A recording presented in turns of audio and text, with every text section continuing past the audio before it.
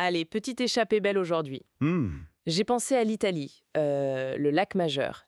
C'est juste là, tu sais, coincé entre les Alpes et la Suisse. Ah, le lac Majeur. Très bon choix. Oui, et d'ailleurs, ça fait un super complément à l'article qu'on peut trouver sur horizonduo.net. Tout à fait. C'est vrai que le lac Majeur, il a une atmosphère différente, peut-être. Moins mondaine que le lac de Caume, son voisin. C'est ça. Moins bling-bling, mais avec un charme fou, je trouve. Oui, plus authentique, peut-être. Plus doux. Tu te souviens de l'arrivée en bateau? Cette lumière sur l'eau, c'est quelque chose, hein. Et les montagnes autour, on dirait presque un tableau. Complètement. On est tout de suite dedans. Et puis, tes yeux sont attirés par les îles, forcément. Isola Bella, elle en jette, faut dire. Ah oui, Isola Bella. C'est l'image qu'on a tous en tête, non? Ce palais baroque incroyable du XVIIe siècle, je crois. Oui, c'est ça. Qui sort de l'eau comme ça, avec ses jardins en terrasse. Magnifique. Les terrasses qui descendent vers le lac, les statues blanches partout. Et t'as vu les ponts blancs? Ah oui, qui se balade tranquillement. Ça ajoute au côté un peu hors du temps. Carrément. Et dire que Napoléon est passé par là, en 1797 apparemment. Ça laisse songeur. Et juste à côté, changement total de décor avec l'Isola dei Pescatori. Oh, l'île des pêcheurs. Ma préférée, je crois. Ouais, beaucoup plus simple, plus vrai. Un vrai petit village de pêcheurs, quoi. C'est ça. Avec ses ruelles étroites, le linge qui sèche aux fenêtres. Et on voit encore les vieilles barques à fond plat, les barchets. Exactement. Le matin, t'entends le petit cliquetis des mâts, le bruit des pêcheurs qui préparent leurs filets. C'est très vivant.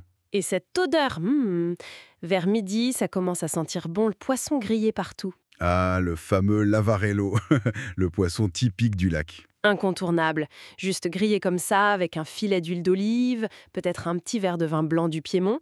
C'est simple, mais... C'est parfait, il n'y a pas besoin de plus. Et sur la rive, en face, il y a Stresa.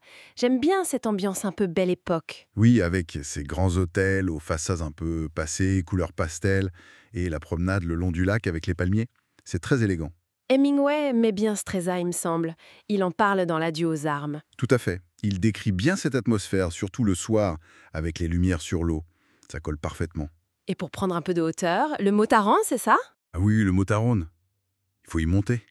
Déjà, la montée en téléphérique, c'est une petite aventure. Et une fois en haut, waouh! Ah ouais, la vue. Quand il fait beau, on dit qu'on peut voir 7 lacs différents. C'est assez spectaculaire. Ça te donne une idée de la géographie du coin. Incroyable. Et il ne faut pas oublier les jardins, hein. La Villa Taranto à Verbania. Ah oui, un autre incontournable. Pour ceux qui aiment les fleurs, les plantes. C'est une folie botanique. Plus de 20 000 espèces différentes, c'est ça? Surtout au printemps, avec les tulipes, les manuelias. En avril, ils font même une fête des fleurs, je crois. Oui, c'est un endroit où tu peux te perdre pendant des heures, dans les allées, ça sent bon, et t'entends juste le bruit lointain des cloches des villages d'à côté. Très apaisant. Ça donne faim, tout ça. On mange où alors? Tu parlais du Lavarello? C'est sur les hauteurs de Bavenot. Le truc, c'est d'y aller pour le coucher du soleil. Ah! Tu t'installes sur la terrasse, tu commandes un petit quelque chose, et là, tu regardes le soleil descendre sur le lac. L'eau passe par toutes les couleurs, bleu, or, rose, et les îles Bourromées au milieu, on dirait qu'elles flottent. C'est magique. Ok, vendu. Ça donne vraiment envie. Et si on veut s'éloigner un peu des endroits les plus connus, il y a des pépites cachées? Bien sûr. Tu peux aller faire un tour à Canro Riviera, par exemple. C'est mignon, il y a une petite plage, et surtout cette vue surprenante sur des vieux forts en ruine au milieu de l'eau. Ah oui, des forts. Ouais, comme des sentinelles oubliées. C'est assez photogénique. Ou alors, encore plus calme, t'as Ogebio. Auger bio.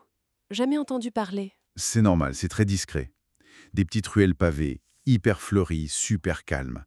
C'est le genre d'endroit où t'entends que le bruit de tes pas, le clapotis de l'eau, peut-être une tasse qui teinte sur une terrasse. Vraiment pour déconnecter. C'est fou comme chaque coin de ce lac semble raconter une histoire différente. C'est comme un album photo vivant où chaque page est une nouvelle découverte. C'est exactement ça, un album photo vivant. Et je crois que le vrai luxe là-bas, c'est pas le côté tape à l'œil. C'est vraiment de prendre le temps de regarder, d'écouter, de sentir. De ressentir cette fameuse Dolce Vita, mais version lacustre, quoi. Voilà, ralentir le rythme, se laisser porter par la beauté simple des choses. Bon, je crois qu'il ne reste plus qu'à faire sa valise, là. Ça donne une furieuse envie de partir. Merci d'avoir écouté cet épisode du podcast Horizon Duo. Si vous avez aimé, abonnez-vous, partagez ou parlez-en autour de vous. Retrouvez tous les épisodes sur Spotify, YouTube ou directement sur horizonduo.net. À très vite pour un prochain épisode.